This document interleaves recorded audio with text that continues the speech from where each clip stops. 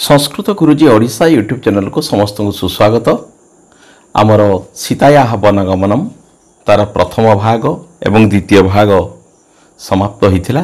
आज हूँ तृतीय भाव एवं यह हूँ समाप्त हम आज। तेणु आज आ डेरी करबा नहीं, आमे आरंभ करिबा सीताया वनगमनर शेष भाग। पूर्व पठरे आमे आलोचना करथिले शेषरे स एवं ब्रुवतीं सीतां धर्मज्ञां धर्मवत्सलः न नेतुं कुरुते बुद्धिं वने दुःखानि चिन्तयन्। अर्थात न जानकी नंदिनी जनक नंदनी जानकी रामचंद्र सहित वन को जीवाई जो अकाट्य जुक्ति उपस्थापन करथिले, तेणु रामचंद्र वन मध्य नानाविध दुख कष्टर सम्मुखीन होगाक पड़ो यही कथा को चिंता करी से सीता को 14 वर्ष पर्यंत निज सहित वन को नहीं तांकर अधिक दायित्व बढ़ीजिव। तेणु से राजप्रसाद मध्य रुहंतु बोली से बुझाई यही कथा चिंता करी धर्मज्ञ पतिव्रता सीता को रामचंद्र वन को न नवाई इच्छा प्रकट करथिले। तापरे न सीते यथा त्वं वक्ष्यामि तथा कार्यमतया बले बने दोषा हे बह बह वसतस्तान निबोध में। से कहते रामचंद्र कहते जे हे सीते त्वाम यथा वक्ष्यामि, त्वाम तुमको यथा वक्ष्यामि जेपरी मु कहूछि तया तथा कर्तव्यम, तुम्हें ठीक सही परी ही करिब। पुनर्बार से संबोधन करिसेंति सीता को हे अबले, हे नारी अबला, अबला कहले नारी बुझाए, हे अबले बने वसतः में बहवः दोषाः सन्ति। बने वसतः बनरे बास करने हेले बहवः दोषाः सन्ति, अनेक किछि दोष रही बा अनेक समस्यार सम्मुखीन होगाक पड़ी पारे। तान निबोध ताहाको तुम्हें भल भावरे बुझ। ताहले एठी कौन है ना सती सीता वन को जीवा जो आग्रह प्रकाश कले से अनेक विपदर संभावना रही कथा प्रभु रामचंद्र तेणु सीता को सतर्क कराइछंती। एठारे सीता को अबला बोली संबोधन करा जायछि, कारण अबला शब्दर अर्थ होची बलहीना, अर्थात स्वामी को आश्रय बिना स्त्री होची दुर्बला। स्त्रीर सुरक्षा दायित्व स्वामी उपरे न्यस्त थाए।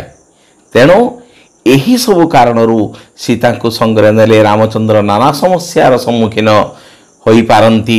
तेणु वनवास काल रे जो असुविधा उपजीव से विषय श्री राम सीता को सतर्क कराई देइछंती। न सुप्यते पर्णसज्जासु स्वयं भग्नासु भूतले रात्रिषु श्रम खिन्नेन तस्मात् दुःखो मतवनम। से पुणी कहिछंती हे सीते वन में बास करने हेले अनेक समस्या रही ना श्रम खिन्नेन, ना वन में कौन हुए ना कौन सी बासस्थान स्थिरता न थाए। तेणे एणे तेणे बुलियापाई पड़े, खाद्य संग्रह करने एणे तेणे बुलियापाई पड़े। तेणे ये वन में बुली बुली बुली बुली बुली बुली क्लांत हो पड़ी थे लोक।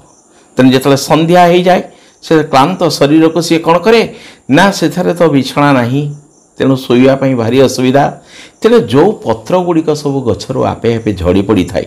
श्रम खिन्नेन रात्रिषु भूतले स्वयं भग्नासु पर्णसज्जासु सुप्यते। अर्थात राति समय कौन हुए ना भूई रे जो आपे आपे गछरु झड़ी पड़ी पत्रर सेजरे शोवाई पड़े। अतः तस्मात् वनम दुखम। तेणु वनटा होची बहुत दुखकर, कारण से सीता को कहीं एपरी कही ना सीता होचंती जनक नंदिनी। तेणु गोटे राजकन्या एवं सी होचंती राजवधू। तेणु बाल्यकालरू राजप्रसाद रे विभिन्न सुकोमल शज्यारे शयन करी सी आसिछंती।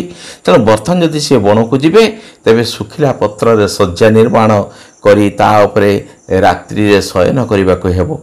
दिन सारा फल मूल संग्रह करिबारे शरीर क्लांत हो जाइथिबो। खाद्यर अभाव हेतु बहुत कष्ट सह्या पे पड़िबो, जहाँकि एभली एक राजकन्या राजराणी सीता पक्षरे संभवपर नुहे। किंतु रामंकर यही परामर्श रे सीतांकर मनोभाव रे कौन सी किछि परिवर्तन आसी नाही। पुनर्बार रामचंद्र अन्य कारण देखते जे उपवासश्च कर्तव्य यथा प्राणेन मैथिली जटाभारश्च कर्तव्य बलकलांबर धारणम। ताले हे मैथिली, हे मिथिलार राजकन्या, सीता होचंदी मिथिलार राजनंदिनी, तेणु कही हे मैथिली बोली संबोधन करिसेंती। जथा प्राणेन उपवास कर्तव्य, जथा प्राणेन यथाशक्ति उपवास कर्तव्य, उपवास करिबा पई पड़िबो। जटाभार च कर्तव्य, सेठारे अरण्य रे मुंड बा बाल प्रसादन पाई कौन सी व्यवस्था नहीं, तेणु जटाभार करने को पड़ो।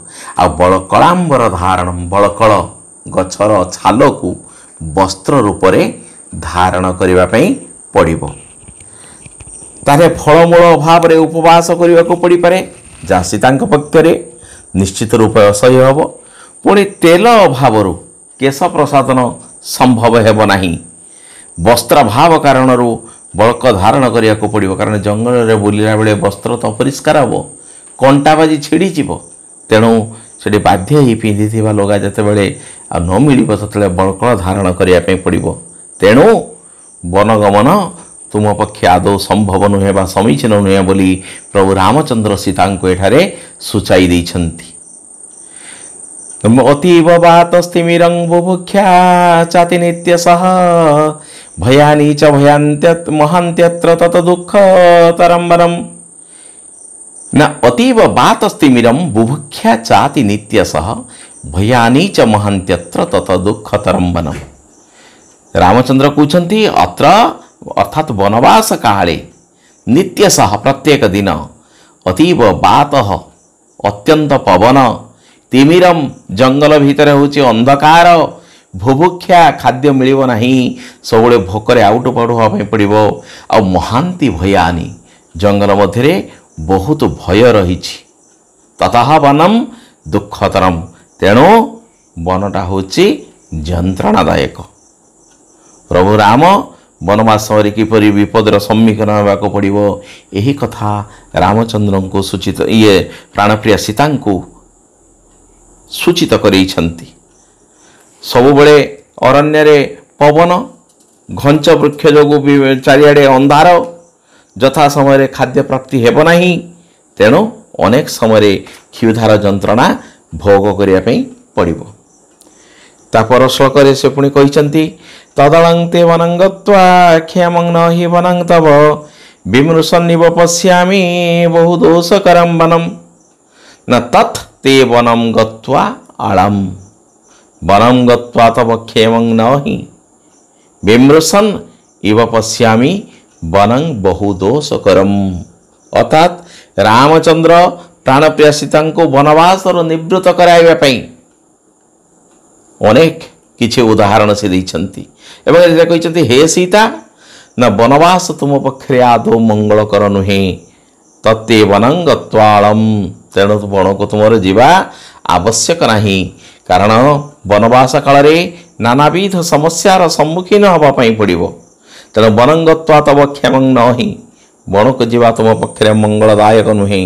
विमृशन् इव पश्यामि, अनेक कथा मु चिंता करी नाना दृष्टिकोण विचार कलापर यही सिद्धांत उपनीत हेली जे हे अबला हे सती सीता वनवास काल नाना मंगल हो पारे, तेणु तुम्हें वन को जीवा आदौ उचित नुहे, कारण वनं बहु दोषकरम, वनटा होचे अनेक प्रकार कष्टकर व्यापार अटे। एतत्तु वचनं श्रुत्वा सीतारामस्य दुःखिता प्रसक्ताश्रुमुखी मंदम इदं वचनम् अब्रवीत्। एतत्तु वचनं श्रुत्वा सीतारामस्य दुःखिता, रामस्य तो एतत् वचनं श्रुत्वा रामंकर ही कथा को सुनी सीता अत्यंत दुखिता हो पड़िले। आउ कौन कले ना प्रसक्ताश्रुमुखी, तांको दुई आखिरु लोतक झरी पड़िला। मंदम इदम वचनम अब्रवीत, एवं से कांदी कांदी धीरे धीरे यही कथाटे कहिले। जेत्वया कीर्तिता दोषा वने वस्तव्यतां प्रति गुणा नित्यवतान् विद्धि तव स्नेह पुरस्कृता। ये से कहते बने वस्तव्यता प्रति जे दोषा त्वया कीर्तिता। हे रामचंद्र, हे पतिदेव, बने वस्तव्यता प्रति बनरे बास करिबा समय रे जो सब दुख कष्टकर सम्मुखीन हेबा पई पड़िबो प्रभु रामचंद्र से सब सीता को कहिले। सीता सेति प्रति आदौ गुरुत्व देले नहीं। से कहले बनरे बास करिबा समय रे जहाँ सब हेबो ताहाको मु अति पतिभक्ति बलरे ताको सहजरे सही नेबी। तया कृत तान गुणान इति एव विद्धि जत अहम तव स्नेह पुरस्कृता। कहला ये जो कथा गुड़ाक आपण कहिले जे मो रामचंद्र प्रति सीतांकर अगाध स्नेह रही तेणु तांकर स्नेह सबू दुख कष्ट को दूर करि परिबो बोली सीतांकर दृढ़ विश्वास रही तेणु ये स्वामींकर अनाविल स्नेह से स्नेह ही तांकर प्रधान संबल। तेणु जेते प्रकार दुख कष्ट आसिले मध्य सेगुड़िक तांकर कौनसी क्षति करि परिबो नाही बोली सीता निजर जुक्ति बाढ़ी थिले। स्वामी सानिध्य गोटे नारी पक्षरे सर्वसुख प्रदान करि थाय। तेणु से कह जे तो यादि कीर्तिता दोषा जो सब दोष गुड़िक तुम्हें वर्णना करिगल सेगुड़िक मोर कौन सी क्षति करि परिबो नाही। कारण तब स्नेह पुरस्कृता तुमर स्नेह तुमर सानिध्य तुमर प्रेम लाभ करिया द्वारा से कष्ट गुड़ाक सबू मो पाई गुणरे परिणत होई जिवो। पुनर्बार सीता जुक्ति स्थापन करछन्ति त्वया च सह गन्तव्यं मया गुरुजनाज्ञया तद्वेगेन मे राम त्यक्तव्यं इह जीवितम्। त्वया च सह गन्तव्यं मया गुरुजनाज्ञया तद्वेगेन मे राम त्यक्तव्यं इह जीवितम्। जे रामचंद्र को एठी सूचित करदेवा पई चाहुछन्ति जे जेहेतु आपण पिता दशरथଙ୍କ द्वारा अरण्य को जीवा पई आदेश पाइछन्ति तेणु मु सहधर्मिणी हिसाब रे परोक्षरे आदेश प्राप्त होईछि। तेणु गुरुजनंकर आज्ञा रे मु तुम सहित वनवास करिबा पई जीवी। तेणु गुरुजन आज्ञा मया च त्वया सह गन्तव्यम। तेणु हे राम तद्वियोगेन जदि आपण एठारे मते छाड़ी देकी जीवे ताले तुमर विच्छेद रे इह मे जीवितं तक्तव्यम। जीवितम माने जीवन मु एठारे निज जीवन को त्याग करिदेवी। भक्तां पतिव्रतां दीनां मांसमं सुख दुःखयोः नेतुमर्हसि काकुत्स्थ समान सुख दुःखिनीं। कहते हे काकुत्स्थ कुकुत्स वंशरे रामचंद्र जन्म ग्रहण करिथा तो रामं को काकुत्स बोली मध्य कहा जाए। तेणु कहते हे काकुत्स भक्तां पतिव्रतां सुख दुःखयोः समान सुख दुःखिनीं मांग दीनां नेतुं त्वम् अर्हसि। पतिभक्ति परायण सीता स्वामी को सुख दुख रे समभागिनी सहधर्मिणी सीता बड़ी पत्नी को निज सहित वन को नेबाकु से जुक्ति उपस्थापन करिसेंती। स्वामी विरह रे से तांकर अवस्था अत्यंत क्षीण होई जिवो। स्त्री को निज सहित वन को नेबा विधेय बोली सीता एठारे दृढ़ मत उपस्थापन करिसेंती। कारण ना स्वामी वनवास दुख भोगुथिया बेले स्त्री किपरि राजप्रसाद मध्य अत्यंत आरामदायक जीवन जापन भोग करिवो। तेणु से कहउछंती जे मु जेहेतु भक्ताम एवं पतिव्रताम मु पतिव्रता नारी तेणु स्वामीर सुख दुखर समान सुख दुख भागिनी हेबा दरकार। तेणु मते जदि आपण सांगरे न नियंती तेबे मु किपरि एठारे आराम रे कालातिपात करिवि। न जदि मांग दुखितामेव वनं नेतुं न चेच्छसि विषमग्निं जलं वाहम आस्थास्ये मृत्यु कारणात्। से कहउचंती जदि एवं दुखितां मांग आपण वनवास करिया पई जिवे मु राजप्रसाद मध्य रहिबी केबे हेले मु आनंद रही परिबी नाही दुखर मते कालातिपात करिवा पई पड़िबो।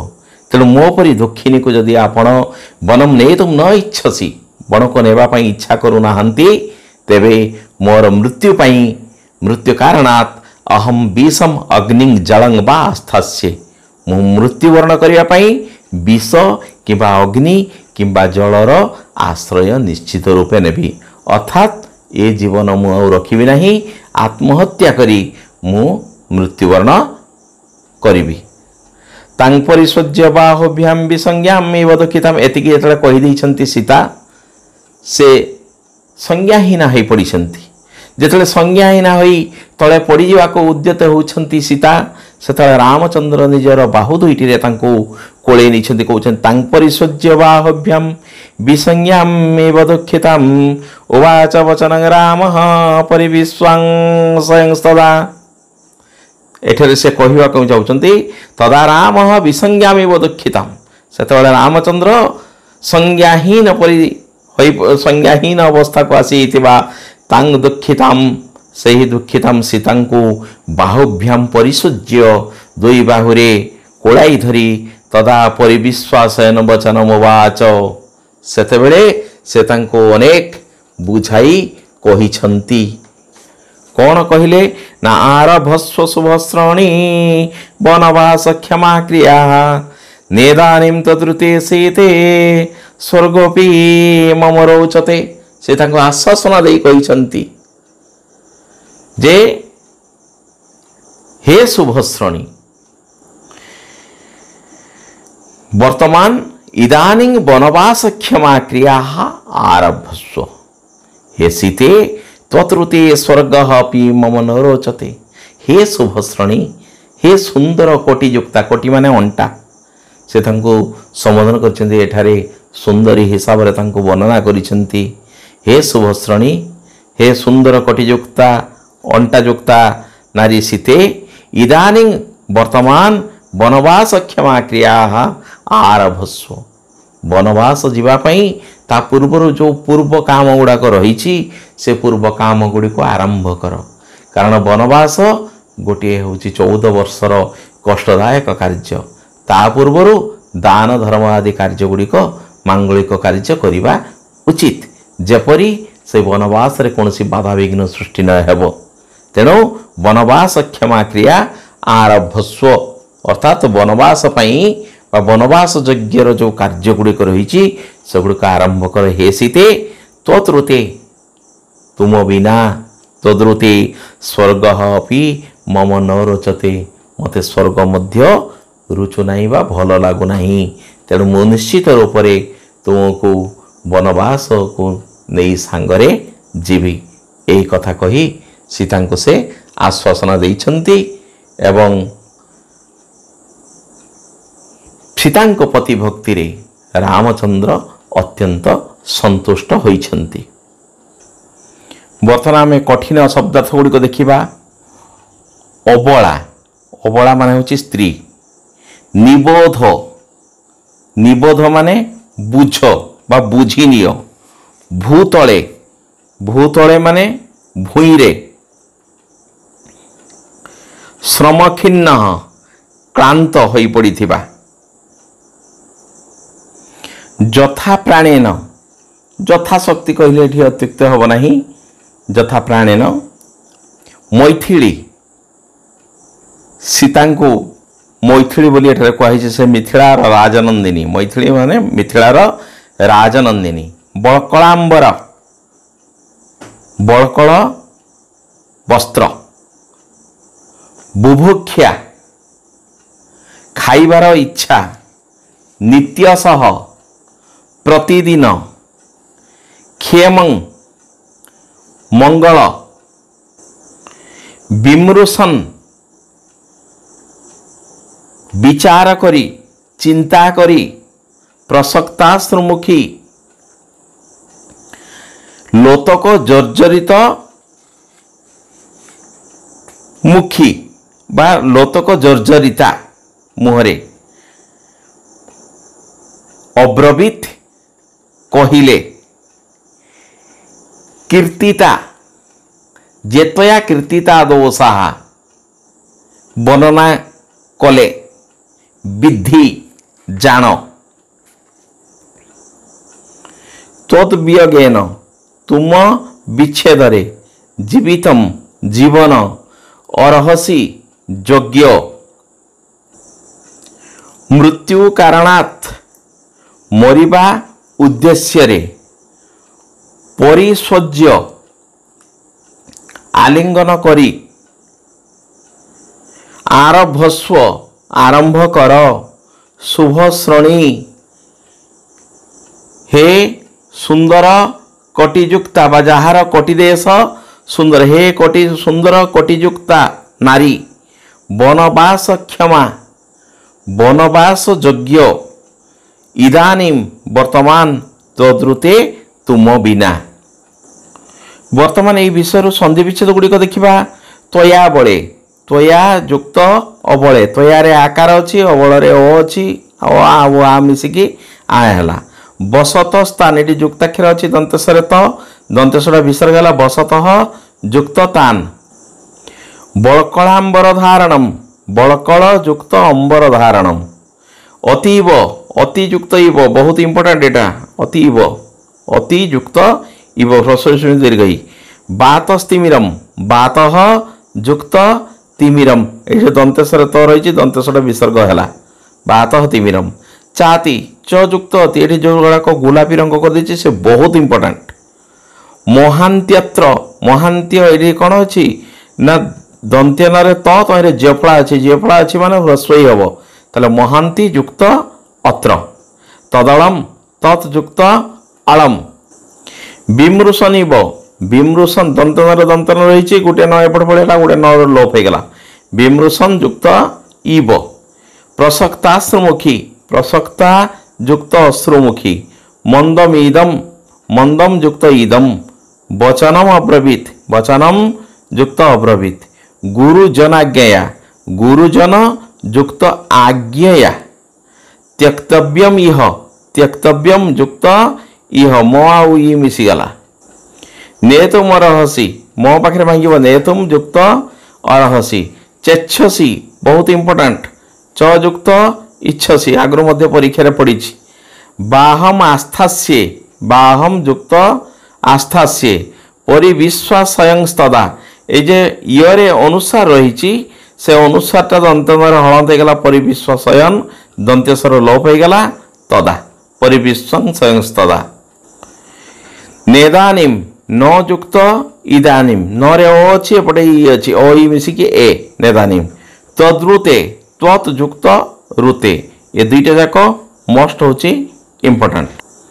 बर्तमान समास गुड़िक देखा अबला नास्ति बलम जस्याः सा अबला नहीं बल जार से अर्थात स्त्री लोक बहुब्रीहि समास ये अबला कहले सीता को बुझाऊँ तेणु बहुब्रीहि समास पर्ण सज्जासु पर्णानां सज्जा तासु पर्ण सज्जासु षष्ठी तत्पुरुष पर्णानां ये षष्ठी व्यक्ति भुवः तलम तस्मिन् भूतले सप्तमी व्यक्ति अच्छी सप्तमी व्यक्ति काटिदेला भूतल भुवः तलम तस्मिन् षष्ठी तत्पुरुष श्रमखिन्नेन तृतीय व्यक्ति अच्छी तृतीय व्यक्ति काटिदेले श्रमखिन्न श्रमेण श्रम द्वारा खिन्न परिश्रम द्वारा क्लांत खिन्न माने क्लांत श्रमेण खिन्न तेन तृतीय व्यक्ति काटिदेलु तेणु तेन तृतीय तत्पुरुष जटा भार जट मानकर भार जटानां भार ये पूर्वपद षष्ठी व्यक्ति परपद प्रथमा तेणु षष्ठी तत्पुरुष बहुदोषकरम बहुदोषान करती जत उपपद तत्पुरुष आ जदि बहुदोष होता बहुदोषा होता बहव दोषा से कर्मधारय समस्त होता प्रसक्ताश्रुमुखी प्रसक्तानि अश्रुणी मुखे जस्याः सा एटा मध्य अन्यार्थे बहुब्रीहि एटी सीता को बुझाऊँ प्रसक्ताश्रुमुखी प्रसक्ताश्रुमुखी प्रसक्तानि अश्रुणी झरी पड़ुछि लतक गुड़िक मुहरे जार से प्रसक्ताश्रुमुखी बहुब्रीहि समास स्नेह पुरस्कृता स्नेह द्वारा पुरस्कृत स्नेहेन पुरस्कृता स्त्रीलिंग थिबा तो स्नेहेन पुरस्कृता तृतीया तत्पुरुष गुरुजनाज्ञया गुरुजनानां आज्ञा गुरुजनमानंकर आज्ञा तया एटी षष्ठी व्यक्ति बहुवचन एटी प्रथमा व्यक्ति तेणु षष्ठी तत्पुरुष त्वत् वियोगेन तब वियोग तेन एटी तृतीय विभक्ति एकवचन अच्छी काटिदेला त्वत् वियोग अर्थात तब वियोग तेन षष्ठी तत्पुरुष पतिव्रताम पति ही व्रतम जस्या ताम पतिव्रताम एठी हला बहुब्रीहि समास मृत्यु कारणात् एटी पंचमी विभक्ति रही पंचमी विभक्ति काटिदेला रहा मृत्यु कारण मृत्युर कारण ह्रस्व कारण शब्द षष्ठी विभक्ति एकवचन होची मृत्योः कारणटा क्लीबलिंग तेणु मृत्योः कारणम पंचमी विभक्ति जो काटी तस्मात् तेणु ये पूर्वपद षष्ठी ये प्रथमा तेणु षष्ठी तत्पुरुष विसंज्ञा विगता संज्ञा जस्या सा विसंज्ञा चली जाइछि संज्ञा बा चेतना जार से एठी मध्य बुझाऊँ क्या विसंज्ञा कहला बेलू सीता को बुझाऊँ तेणु ये कहला चली जाइए हूँ चेतना किंतु बुझला को विसंज्ञा बुझाऊँ जो कौन ना सीता को बुझाऊँ तेणु ये बहुब्रीहि समास शुभश्रणी शुभा श्रणी जस्या सा श्रणीटा स्त्रीलिंग बोली शुभादार विशेषणटा हूँ स्त्रीलिंग शुभा श्रणी जस्या सा बहुब्रीहि ये सीतांकर विशेषण तेणु ये हूँ माने अन्य अर्थ को बुझाऊँ तेणु शुभश्रणी तेणु ये गला बहुब्रीहि समास वनवास क्षमा वनवास पाई क्षमा अर्थात वनवास पाई कार्य वनवास पाई जितेबाला हूँ निमित्तार्थ चतुर्थी तेणु वनवासाय क्षमा चतुर्थी तत्पुरुष ये हूँ मोस्ट इम्पोर्टाट तेणु ये गला समास बर्तमान प्रकृति प्रत्यय देखा बसतः बसतः गच्छन् गच्छन्तौ गच्छन्तः गच्छन्तम गच्छन्तौ गच्छतः द्वितीय बहुवचन होची गच्छतः षष्ठी विभक्ति एकवचन भी होची गच्छतः किंतु बसतः तेणु बस युक्त शत्रु बसत बसत शब्दरू बसन बसन्तौ वसन्तः वसन्तम बसन्तौ बसतः तेणु द्वितीय जदि आम धरिबा द्वितीय एकवचन जदि बहुवचन जदि धरिबा ताले बस युक्त शत्रु व षष्ठी एकवचन धरले भी है बस युक्त शत्रु बहुत इंपोर्टेंट एटा तापर हूँ भग्ना भनच युक्त क्त स्त्रीलिंग रे टाप ये मध्य हूँ इंपोर्टेंट खिन्न खिद युक्त क्त उपवास उप युक्त बस युक्त घई कर्तव्य क्रू युक्त तव्य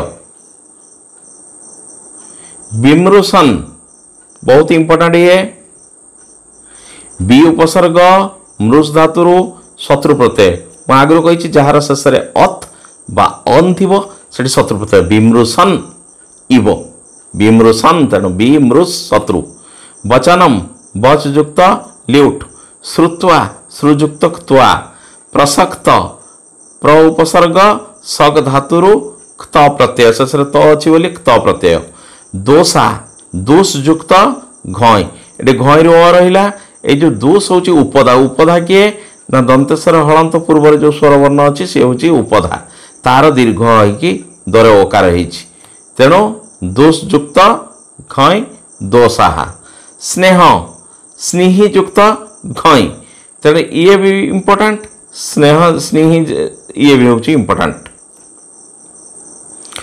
वियोग बी उपसर्ग जुज धातुर घई प्रत्यय जुज्र ह्रस्वटा ये ओकार हो गला तेणु यह है वियोग त्यक्तव्यम त्यज हूँ धातु तव्य प्रत्यय ये मध्य दीटा जाक हूँ इम्पोर्टेंट नेतुम नी धातुरु नेबा अर्थ नी धातु तुम प्रत्यय अर्थ नेतुम नेबाई कारणात् कारण हूँ कारणरू कारणात् पंचमी रही कारणात् तेणु मूल ये शब्दटा रोचे कौन कारण क्रू युक्त ल्यूट अन जार शेष अच्छी से हम ल्यूट प्रत्यय तेणु कारण रई मूर्धन हो दंतेनटा तेणु क्रू युक्त ल्यूट परिस्वज्य ये बहुत इंपोर्टेंट शेष जफला रही माने लेप प्रत्यय परि स्वनज युक्त ल्यप तेणु ये भी हूँ इम्पोर्टेंट एटा पूरा तापर वचनम पच युक्त ल्यूट परि विश्वासयं परि युक्त बी युक्त स्वस परि विश्वासयन एठी जो अनुसार अच्छे दंतन अण दे परि बी स्वस शत्रु ये हूँ इम्पोर्टेंट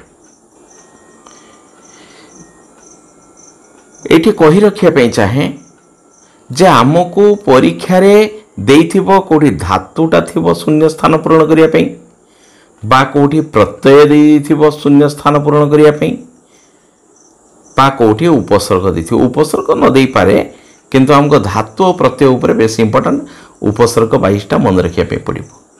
मु भाबुची आज होची सीताया मनगमनर ये शेष पाठ या परवर्ती समय आमे प्रश्नोत्तर निश्चित आणिबु तेणु सूचना को निश्चित भाव रे समस्ते अपेक्षा करिवे।